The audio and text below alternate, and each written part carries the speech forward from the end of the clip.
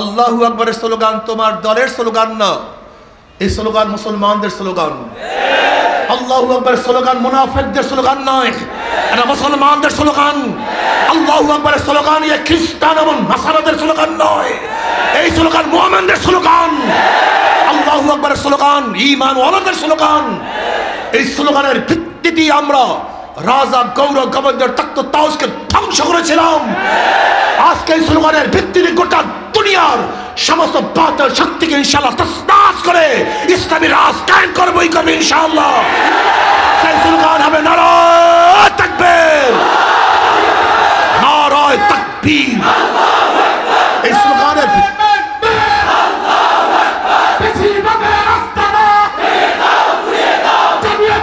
আপনারা জানেন রাজা দাহিরের জলদস্যু কর্তৃক একজন মুসলিম মেয়ে অপমান অপদস্থ হওয়ার কারণে ওই মুসলিম মেয়ে ইরাকে গিয়ে হাজ্জাজ বিন ইউসুফের কাছে নালিশ দিয়েছিল যে আপনারা মুসলমান ভাইয়েরা জিন্দা থাকা সত্ত্বেও আপনার এক মুসলিম বোন অপদস্থ হয়েছে, লাঞ্ছিত হয়েছে, অপমানিত হয়েছে। তৎকালীন সময় দ্বিতীয় অলিদের সময় ইরাক সিন্ধু প্রদেশে সৈন্য প্রেরণ করার মতো তাদের সৈন্য সংখ্যা ছিল না, কিন্তু মোহাম্মদ বিন কাসিম রহমতুল্লাহ আলাইহি মাত্র 17 বছর যুবক, সে চিন্তা করছে যে মুসলমানের ভাইয়ারা জিন্দা থাকা সত্ত্বেও একজন মুসলিম মেয়ে আক্রান্ত হবে, অপদস্থ হবে, লাঞ্ছিত হবে, আর আমরা জিন্দা থাকব, তা হতে পারে না। মোহাম্মদ বিন কাসিম 17 বছরের যুবক মাত্র 5000 সৈন্য নিয়ে রাজা দাহিরের 1 লক্ষ সৈন্যের বিরুদ্ধে আক্রমণ করেছিল, রাজা দাহিরকে হত্যা করেছিল, মুসলিম মেয়ের অপদস্থ অপমানের প্রতিশোধ গ্রহণ করেছিল। অথচ আজকে লক্ষ লক্ষ মুসলিম ভাইরা জিন্দা, লক্ষ লক্ষ যুবকরা জিন্দা, হাজার হাজার মানুষ জিন্দা, লক্ষ লক্ষ আলেম ওলামাদের ভারে গোটা বাংলাদেশ। মনে হয় যেন সব জায়গাতেই আলেম, সব জায়গাতেই তোলাবা, সব জায়গাতেই টুপি, সব জায়গাতেই দাড়ি, হাজারো মসজিদ থেকে আজানের ধ্বনি আসে, লেকিন আজকে বাংলাদেশের হাজারো মেয়েরা ধর্ষিতা হয়, হাজারো মা বোনদের চেহারার উপরে এসিড নিক্ষেপ করা হয়, হাজারো মা বোনদেরকে ধর্ষণ করার পরে খুন করা হয়। এই ঘটনা আপনাদের লক্ষ্মীপুরে ঘটেছে, লক্ষ্মীপুরে ঘটেছে এই ঘটনা। অথচ এখন আমরা হাজারো মুসলিম সন্তানরা জিন্দা আছি। আসলে সত্যি বলতে কি আমরা নামে মুসলমান, কাজে মুসলমান না। সেই চেতনা আমাদের মধ্যে নাই, সেই শান মান আমাদের মধ্যে নাই। নবী আলাইহিস সালাতু ওয়াস সালামের শান এবং মান আমাদের শিক্ষা দিয়েছিলেন, সেই শান মান আমাদের মধ্যে নাই।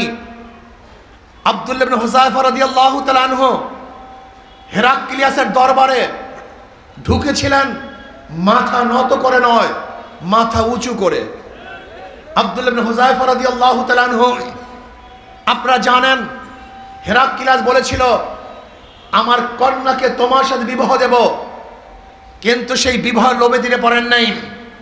প্রস্তাব দিয়েছিল আমি আমার রাজ্যের অর্ধেক তোমাকে দিয়ে দেব, রাজ্যের ক্ষমতার লোভে তিনি পারেন নাই। জেলে আবদ্ধ করা হয়েছিল, সেই ভীতিতেও তার ঈমানকে টলাতে পারে নাই। তার সামনে তার সাথীদেরকে তৈলের মধ্যে ভাজা হয়েছিল, লেকিন তারপরও তার ঈমান থেকে বিচ্যুতি ঘটাতে পারেন নাই। তিনি বলেছিলেন হেরাক্কাল মুসলমান মরতে পারে, জীবন দিতে পারে, কিন্তু কোনো বেঈমানের সামনে মাথা নত করতে পারে না। অথচ আমরাও সেই মুসলমান, শানে রিসালাত মানে রিসালাত সম্পর্কে আলোচনা করি, কিন্তু আমাদের মাথা নত হয় ফাসিকদের সামনে। আজকে আমরা মাথা ঝুঁকাই বেঈমানদের সামনে। না, মুসলমান জীবন দিতে পারে, মরতে পারে, রক্ত দিতে পারে, শহীদ হতে পারে, কিন্তু কোনো বেঈমানদের সামনে মাথা ঝুঁকাতে পারে না। তোমরা কোন জাতি, তোমরা কারা? আজকে তোমাদের অবস্থাটা কি? জনাব মুহাম্মদ রাসূলুল্লাহ সাল্লাল্লাহু আলাইহি ওয়াসাল্লাম এই দ্বীনের দাওয়াত দিতে গিয়ে হাজারো কষ্ট সহ্য করেছেন। নবী আলাইহিস সালাতু ওয়াস সালামের মাথার উপরে উটের নাড়ি ভুঁড়ি চাপিয়ে দেওয়া হয়েছিল, কিন্তু কলেমার থেকে সামান্য পরিমাণ দূরে সরে যান নাই। নবী আলাইহিস সালাতু ওয়াস সালামকে শিয়াবে আবু তালেবের মধ্যে 3 বছর আবদ্ধ করা হয়েছিল। ঈমান টলাতে পারেন নাই, বিচ্যুতি ঘটাতে পারেন নাই। হাজারো সাহাবাদেরকে শুলে চড়ানো হয়েছিল, কিন্তু ঈমান ছাড়েন নাই।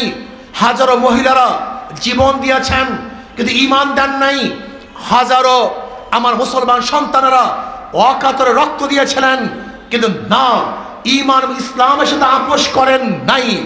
অথচ আমরা শানে রিসালাত সম্পর্কে হাজারো আলোচনা করি, কিন্তু কই সেই ঈমান, কই সেই ইসলাম, কই সেই মান, কই সেই শান? নাই, কিছুই তো নাই। জনাব মুহাম্মদ রাসূলুল্লাহ সাল্লাল্লাহু আলাইহি ওয়াসাল্লামের একটা আদর্শ বাস্তবায়নের জন্য, একটা সুন্নাতকে জিন্দা করার জন্য সাহাবায়ে কেরাম রিদওয়ানুল্লাহি তাআলা আজমাইন ওয়াকাতরে জীবন দিয়েছেন। অথচ আমাদের সামনে হাজারো ফরজ নষ্ট হয়ে যাচ্ছে, হাজার ইসলামকে ধ্বংস করার চক্রান্ত করতেছে। দাবি করি মুসলমান, অথচ ইসলামের দুশ্মনদের সাথে আমাদের বন্ধুত্ব। দাবি করি মুসলমান, অথচ ইসলামের শত্রুদেরকে প্রতিষ্ঠিত করার জন্য হাজারো চেষ্টা করি। দাবি করি মুসলমান, অথচ মাউসুতুল, Karl Marx, Abraham Lincoln, Socrates, Plato, Aristotle, Montesquieu, Locke এবং রুশোকে নেতা মানি। তাদের নেতৃত্ব আমরা গ্রহণ করেছি, কিন্তু মুহাম্মদ আরবি, জনাবে মুহাম্মদ রাসূলুল্লাহ সাল্লাল্লাহু আলাইহি ওয়াসাল্লাম নেতৃত্ব গ্রহণ করি নাই। তোমার চেয়ে বড় মুনাফিক আর কেউ হতে পারে না। প্রিয় ভাইরা আমার, আজকে আমরা ডেমোক্রেসি বাস্তবায়নের জন্য চেষ্টা করেছি, সেকুলার প্রতিষ্ঠা করার জন্য রক্ত দিয়েছি। আজকে আমরা কমিউনিজম বিপ্লব করার জন্য চেষ্টা করি।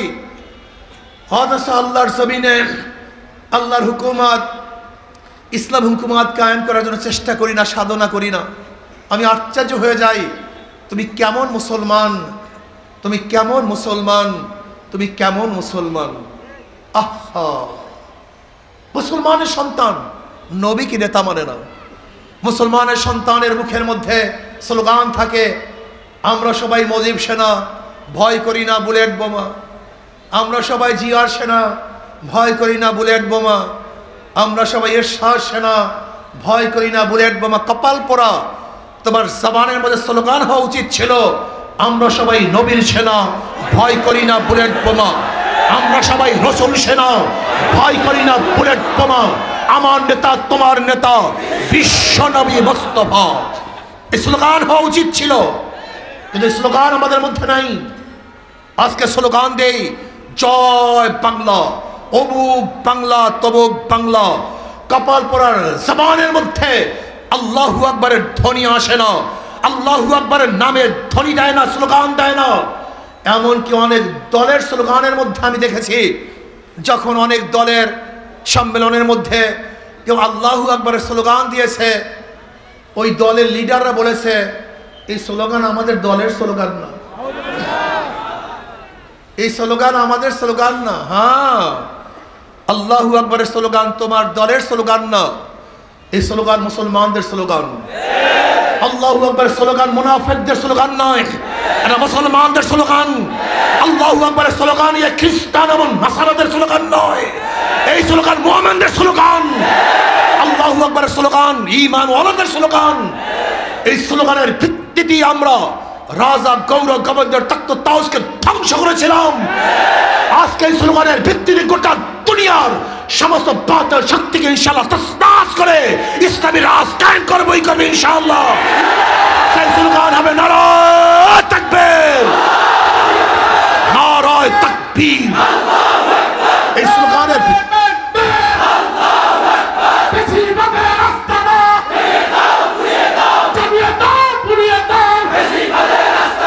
আজকের থেকে স্লোগান হবে, আমরা সবাই নবীর সেনা, ভয় করি না বুলেট বোমা। আমরা সবাই নবীর সেনা, আমরা সবাই রসুল সেনা। এই স্লোগান দিয়ে প্রকম্পিত করতে হবে, গোটা দুনিয়াকে জানিয়ে দিতে হবে এই সেনারা কার্ল মার্ক্সের সেনা নয়, মাও সেতুংয়ের সেনা নয়, আব্রাহাম লিঙ্কনের সৈনিকেরা নয়, এরা শেখ সাহেবের সৈনিক নয়, জিওনের সৈনিক নয়, ইরশাদের সৈনিক নয়, জনাবে মুহাম্মদের সৈনিকেরা। এরা আল্লাহর নবীর নেতৃত্ব ব্যতীত অন্য কারো নেতৃত্ব মানতে পারে না, মানবেন না ইনশাআল্লাহ। কি রাজি আছেন ইনশাআল্লাহ? মনে রাখতে হবে, মুসলমানদের আঘাত পিঠে লাগে না, মুসলমানদের আঘাত কোথায় লাগে? মুসলমান সামনে মার্চ করতে পারে, ব্যাক করতে পারে না। তু শাহিন হয়, परवाज़ है काम तेरा, तेरे सामने आसमां और भी है। কবি ইকবাল বলেছিলেন, শাহিন বাজ পাখি বলা হয়, বাজ পাখির নাম কি? শাহিন। বাজ পাখি উঠতে থাকে, তার জন্য কোনো সীমানা নির্ধারিত নাই যে এটা নোয়াখালীর সীমানা, এটা লক্ষ্মীপুরের সীমানা, এটা বাংলাদেশের সীমানা, এটা ভারতের সীমানা না। বাজ পাখির সামনে কোনো সীমানা নির্ধারিত নাই, তার চক্ষু যত দূরে যাবে সেইটাই তার গন্তব্যস্থান। মুসলমানদের কোনো নির্ধারিত সীমানা নাই। কিসের বাংলাদেশ, কিসের ভারত, কিসের মিয়ানমার, কিসের অমুক, কিসের তমুক, গোটা দুনিয়া হলো আল্লাহর, আর গোটা দুনিয়াতে শাসন করে মুসলমান, তার প্রতিনিধিরা।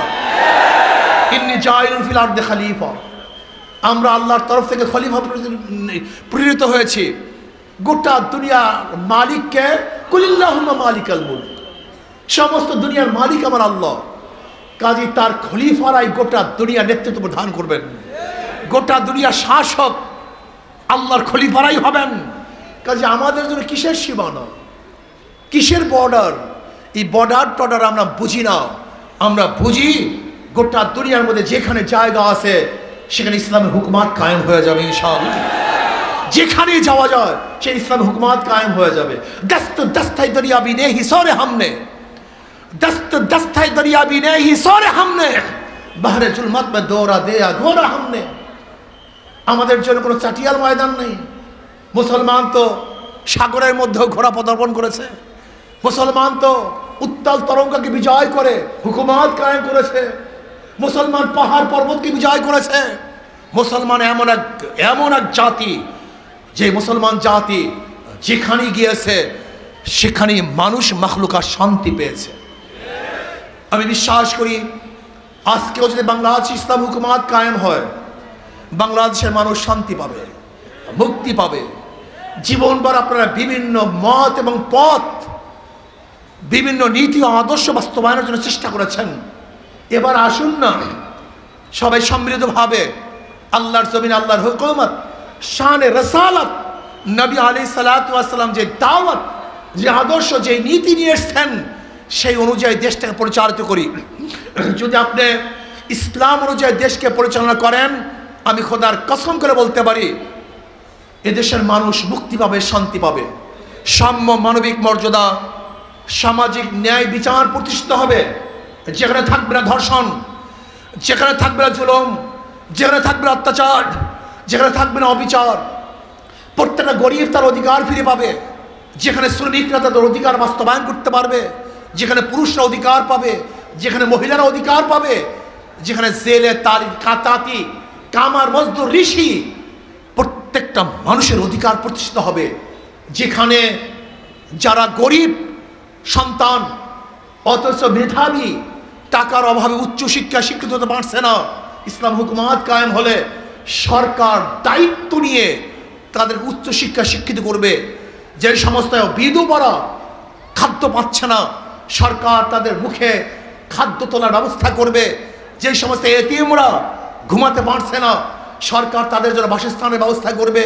যে সমস্ত গরিবরা চিকিৎসার অভাবে ধুঁকে মরছে, সরকার খুঁজে খুঁজে সেই গরিবদেরকে বের করে চিকিৎসার ব্যবস্থা করবে।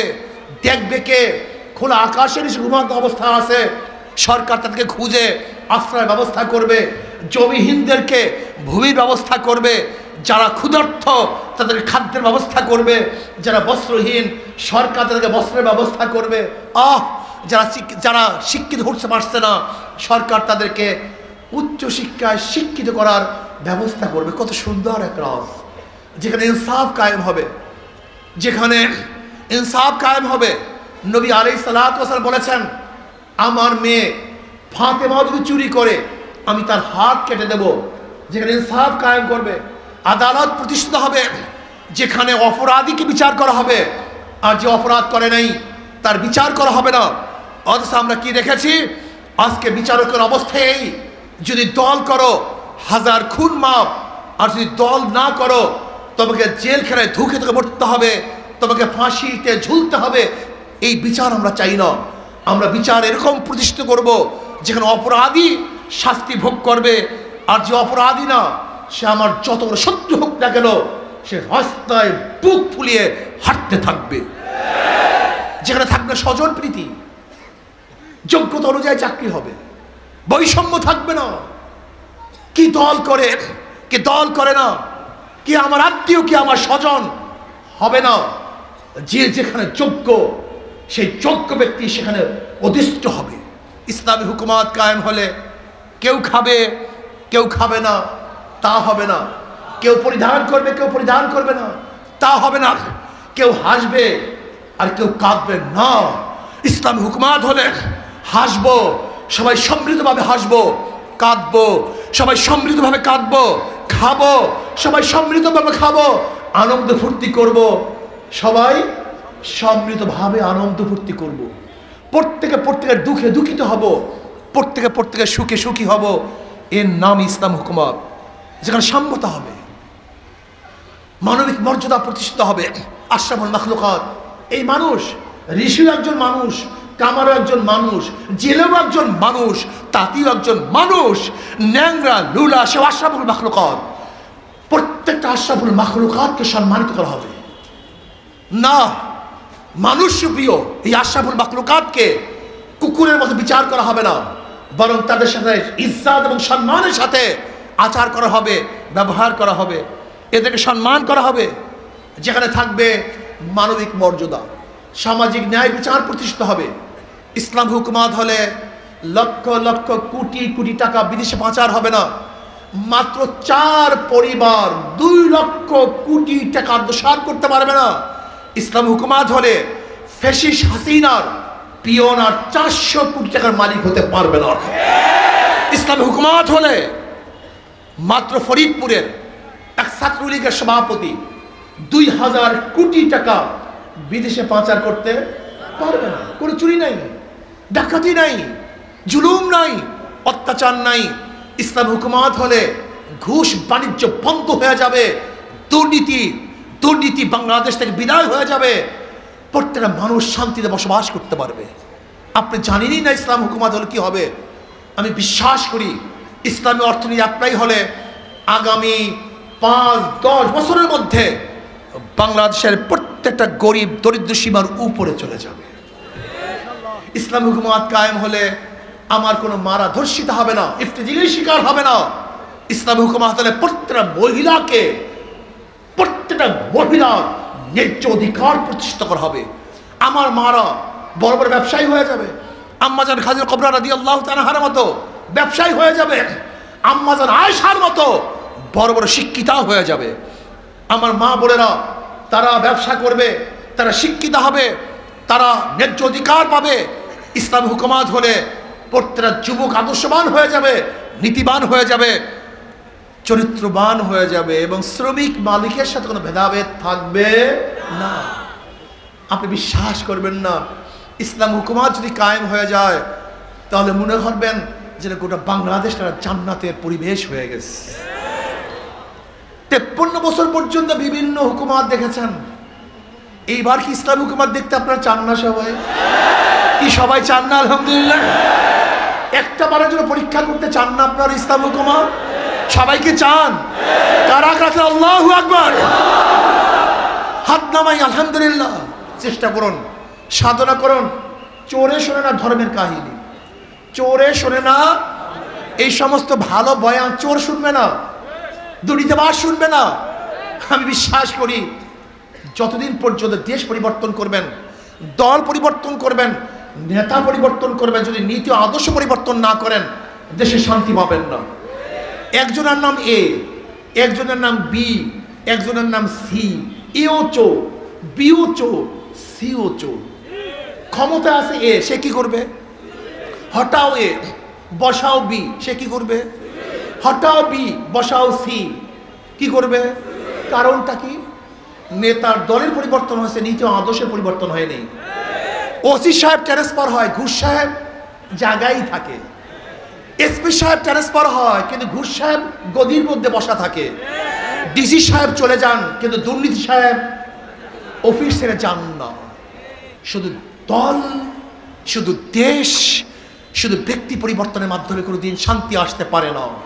দুর্নীতি দূর হতে পারে না চোরের মাধ্যমে, চুরি বন্ধ হয় না। দুর্নীতিবাজের মাধ্যমে দুর্নীতি বন্ধ হয় না। ধর্ষকের মাধ্যমে ধর্ষণ বন্ধ করা যায়। আমরা কি দেখেছি 5ই আগস্টের পরে? এতদিন চাঁদা গ্রহণ করছে লেন্টু, 5ই আগস্টের পরে চাঁদা গ্রহণ করে ফেন্টু। নাকি ভুল বললাম ভাই? 5ই আগস্টের আগে সন্ত্রাস ছিল মিন্টু, এখন সন্ত্রাসী কেন্টু। চাঁদার পরিবর্তন হয় না, হাতের পরিবর্তন হয়েছে। না, এই গুন্ডা, ডাকাত, বদমাশ এবং চাঁদাবাসের মাধ্যমে দেশে শান্তি আসতে পারে না, মুক্তি আসতে পারে না। এর জন্য মানুষ জীবন দেয় নাই, আন্দোলন করে নাই, সংগ্রাম করে নাই। এর জন্য বাংলাদেশের মানুষগুলি রাস্তায় ঝাঁপিয়ে পড়ে নাই। আমাদের জীবনের মায়া ত্যাগ করে রাস্তায় চাঁদাবাজি করার জন্য লাফিয়ে পড়ি নাই, বরং চাঁদাকে বন্ধ করার জন্য লাফিয়ে পড়েছিলাম। বাংলাদেশ আর চাঁদা দেখতে চাই না, গুন্ডামি দেখতে চাই না, মাস্তানি দেখতে চাই না। যারা চাঁদাবাজ ওদেরকে প্রতিহত করতে হবে, বাংলাদেশকে বিদায় দিতে হবে ইনশাআল্লাহ। এর জন্য আসুন, তেঁতুল গাছ লাগিয়ে আমের আশা করা যায় না, মাদার গাছ লাগিয়ে ভালো ফলের আশা করা যায় না। এই গুন্ডা এবং চাঁদাবাজের মাধ্যমে দেশে শান্তি আসতে পারে না। কাজে আজকের থেকে সবাই ঐক্যবদ্ধ হন, সমস্ত ভোটার ঐক্যবদ্ধ হন। যেই দলের মধ্যে চাঁদাবাজ আছে, সন্ত্রাসী আছে, গুন্ডা আছে, মাস্তান আছে, ওদের দল করব না, ওদেরকে ভোট দেব না, ওদের সাথে হাঁটবো না, ওদেরকে সাপোর্ট করব না। যদি আপনারা ঐক্য হন, ভোটার ঐক্য হন, তাহলে কোনো গুন্ডার দেশের ক্ষমতা আসতে পারবে না, কোনো সন্ত্রাসী ক্ষমতা আসতে পারবে না। আজকে থেকে ইনশাআল্লাহ চাঁদাবাজ মুক্ত, গুন্ডা মুক্ত, জুলুম মুক্ত, দুর্নীতি মুক্ত এক দেশ করতে চাই। এর জন্য প্রয়োজন শান্তির প্রতীক হাত পাখা। কথা বলেন না কেন? শান্তির প্রতীক মুসলমানরা ব্যবহার করে না হাত পাখা, হিন্দুরা করে না, খ্রিস্টানরা না, পুরুষ, মহিলা, শ্রমিক, ধনী, গরিব, সবাই মার্কা হাত পাখা। এই শান্তির প্রতীক হাত পাখা। আমি বিশ্বাস করি শান্তির প্রতীক হাত পাখা যদি ক্ষমতায় যায়, তাহলে গোটা মানুষ শান্তি পাবে, গোটা মানুষ মুক্তি পাবে। কাজে সব মার্কার দেখা শেষ, হাত পাখা বাংলাদেশ। সব মার্কা দেখা শেষ। এছাড়া প্রয়োজন পিয়ার সিস্টেমে নির্বাচন, সংখ্যানুপাতিক হারে নির্বাচন। সংখ্যানুপাতিক হারে নির্বাচন হলে নমিনেশন বাণিজ্য চলবে না, পেশি শক্তি ব্যবহার করতে পারবে না, কালো টাকার সয়লাভ হবে না, মানুষ ব্যক্তিকে ভোট দিবে না, বরং মার্কায় ভোট দিবে। ধরে নেন যদি হাত পাকা প্রতীক 30% ভোট পায়, কাউন্ট ভোটের 30% যদি ভোট হাত পাখায় পায়, তাহলে তারা সংসদে আসন যাবে 90। কত? 90। যেখানে ফ্যাসিস্ট তৈরি হবে না, জাতীয় সরকার নির্বাচিত হবে। জাতীয় সরকার, জাতীয় আদর্শ, প্রত্যেকটা মানুষ তার আদর্শ অনুযায়ী কথা বলতে পারবে। এইটাই তো চাই আমরা সংসদে। কাজে পিআর সিস্টেমে নির্বাচন সবাই চাই তো আলহামদুলিল্লাহ। আমরা পিআর সিস্টেম নির্বাচন চাই। বর্তমান অন্তর্বর্তী সরকারকে বলবো পিআর সিস্টেম নির্বাচন দিতে হবে, সংখ্যানুপাতিক নির্বাচন দিতে হবে, এবং কোনো অবস্থাতেই দুর্নীতিবাজ, চোর, ডাকাত, বদমাশরা যেন নির্বাচনে অংশগ্রহণ করতে না পারে সেই ব্যবস্থা করতে হবে। আল্লাহ পাক তার জমিনে ইসলাম হুকুমত কায়েম করে দেন, আর সেই ইসলাম হুকুমতের কায়েম করার